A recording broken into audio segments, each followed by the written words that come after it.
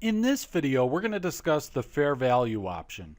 So for most financial instruments, firms can make an election that would allow them to treat the financial instrument at fair value on the balance sheet with any unrealized gains or losses affecting net income, right?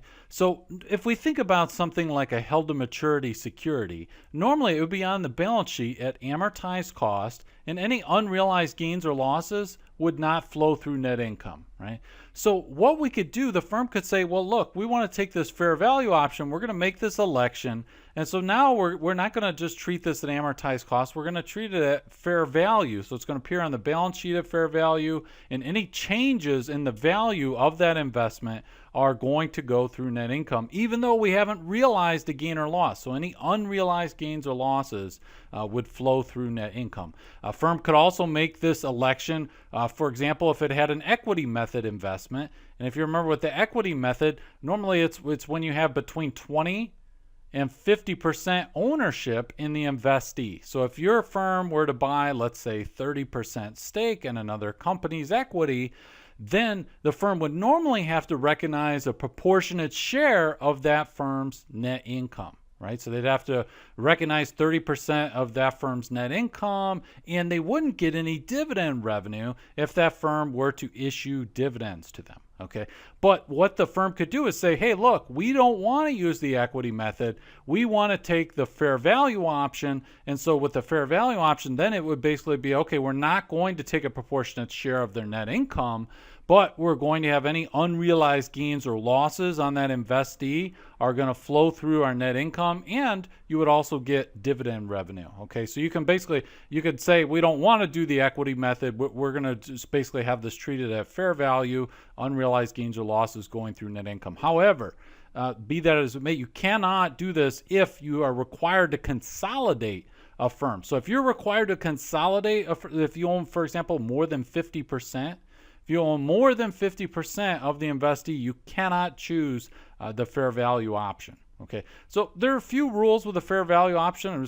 First of all, it's irrevocable. So once you've made the decision that, look, we're going to do this equity method investment, we're going to do it with the fair value method, you cannot go back later and say, you know what, we don't like this. We did that last quarter, but we're going to change things. It's irrevocable. Once you've made that election, you have to account for it at fair value going forward.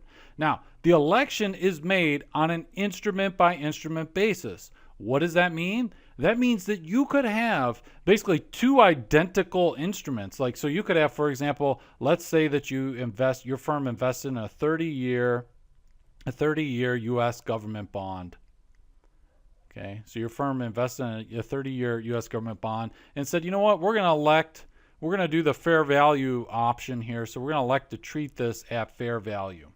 But then they also had another 30-year U.S. government bond, identical.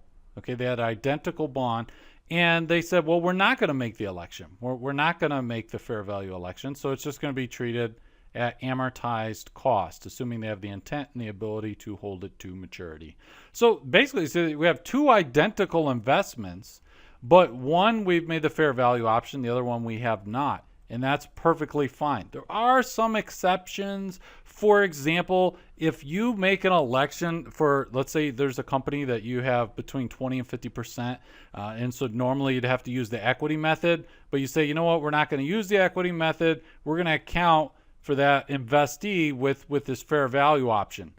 That's fine, but if that investee then has financial instruments of their own, they have to be accounted for at fair value as well. You can't pick and choose and say, well, the investee is not going to account for all their things at fair value. So that's a little bit more complicated and nuanced point, but it just bears mentioning.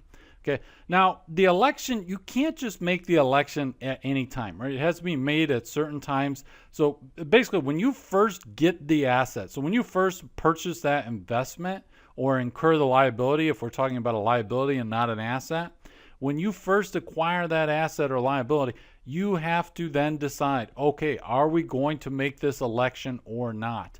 Now, there are a couple exceptions. So, for example, let's say that you bought, let's just pretend that you bought an 18% stake you bought an 18% stake in a company, and so then at some point later you bought an additional 7%, and so now, so maybe this is like 1 year later. 1 year later, so you started with 18% stake, and then you later bought an additional 7%. So now you own 25% of this company. Now you've become subject to the equity method, and so you're allowed to say, okay, hey, even though I bought this, I initially bought 18% of this a year ago, an 18% stake a year ago. Now that I've got a bigger stake because I bought an additional 7%, and now I'm subject to the equity method, I can go ahead and say, all right, I want to make this fair value election. Okay. Similarly, if you have a situation where there's a subsidiary that you were previously required to consolidate, let's say that you owned 60% of a sub. Okay. So when you own 60%, you can't do the fair value option. You have to consolidate. However, if you were to sell off some of that stake, so then now maybe you're at a year later, you're at 42%. Now that you're at 42%, now you've deconsolidated. So now this investment would normally be accounted for under the equity method.